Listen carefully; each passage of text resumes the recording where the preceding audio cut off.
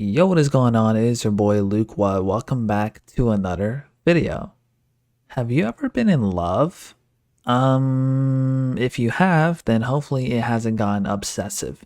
We've all heard the stories. We've all played the games. We've all seen the movies. We've all seen the memes, the tropes where one person is very obsessed. In fact, they dropped a movie on this recently. Obsession did really well. I like the movie.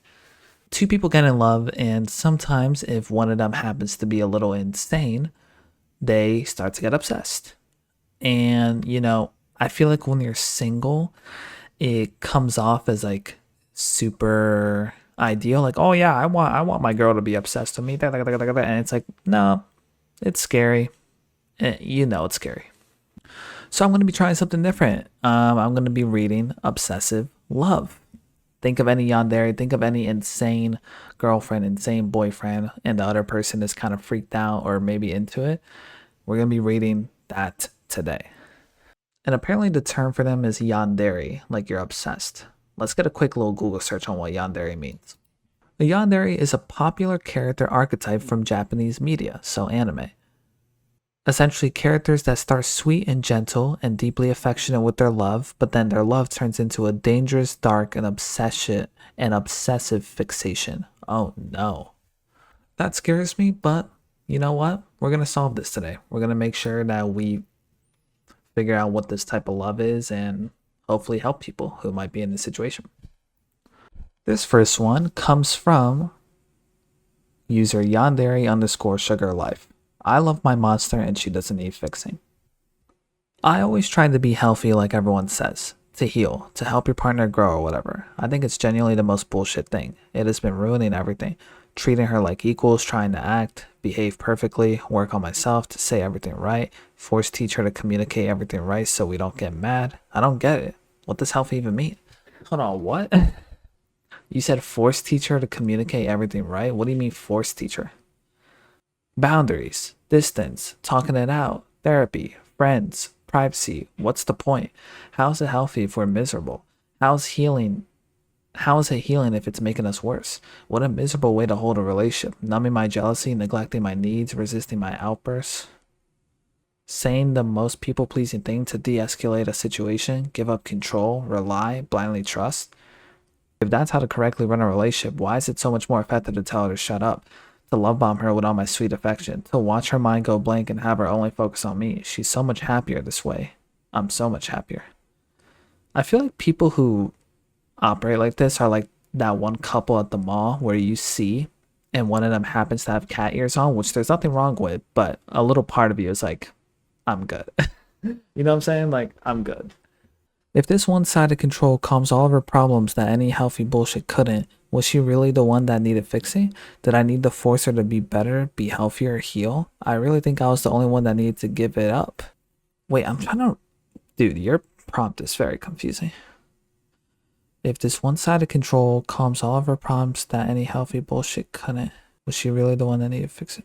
So you're saying healthy ways of communication being in a relationship doesn't do anything, but the thing that calms down her problems is the control from you. She overthinks herself into assuming the worst of me, lashes out at totally misinterpreted situations, threatens to die, forces isolation if it means hurting others, guilt trips me, devalues my efforts, stimiflies, dismisses, attacks, pisses me off just to get me mad.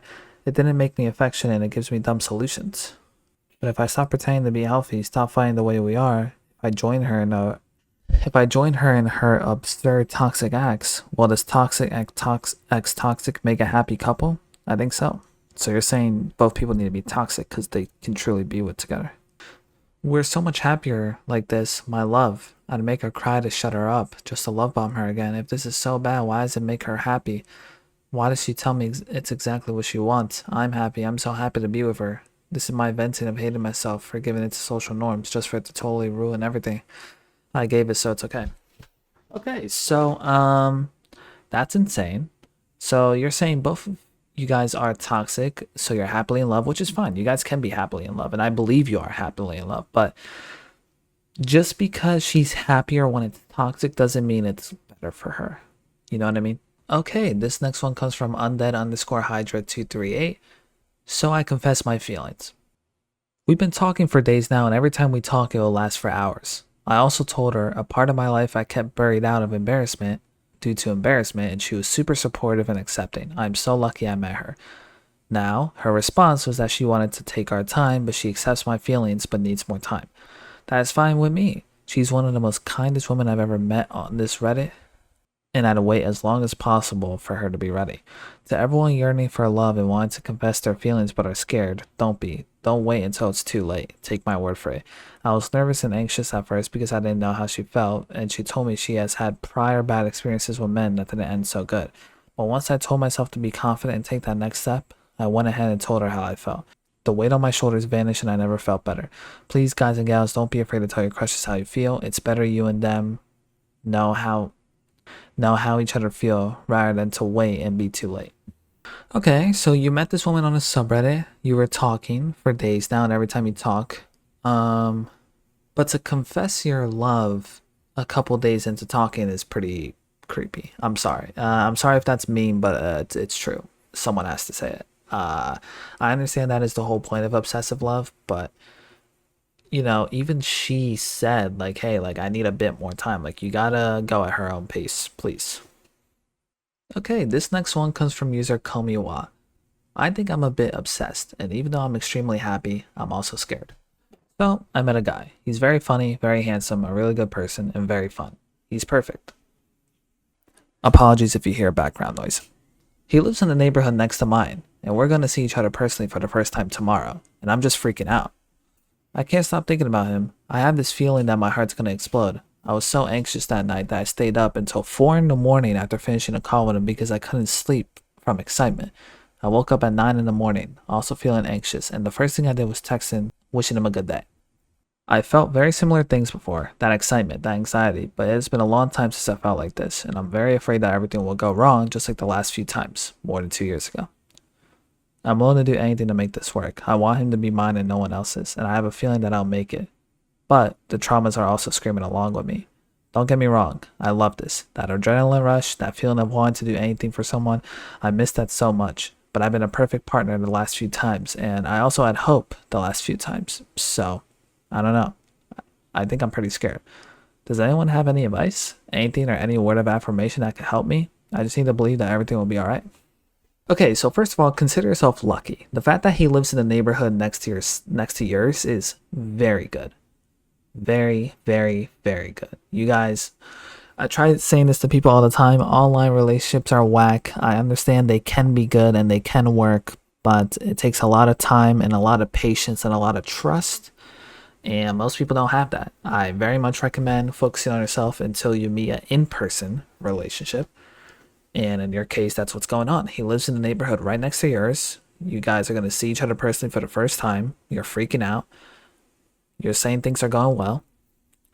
My advice is have a good time with him tomorrow. And how do I phrase this?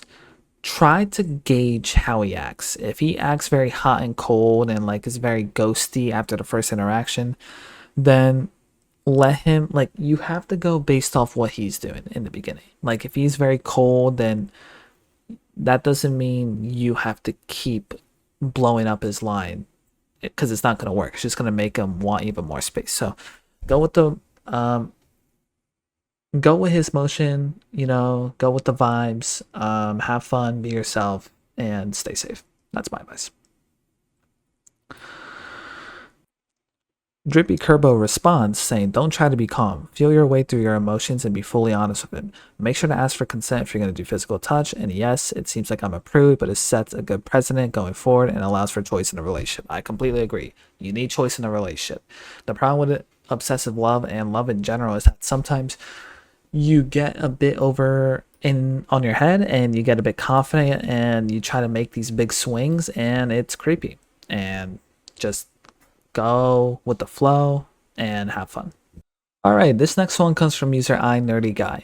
Why can't someone get obsessed with me as I'm obsessed with them?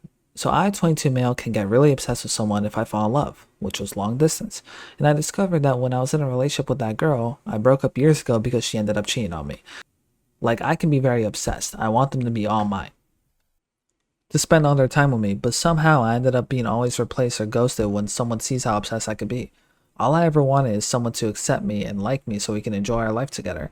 Only us and no one else. But I never get to have that. It's like I never got any hugs or anything before. I just want to have my own person. Yeah, you just have to keep living your life. Stop being in long distance relationships. I know it's mean, but it's true. There are times where it works, but it's not worth it. You spend so much time talking to them online just for them to potentially meet someone else in person and drop you like that because in real life will always take precedent. Always.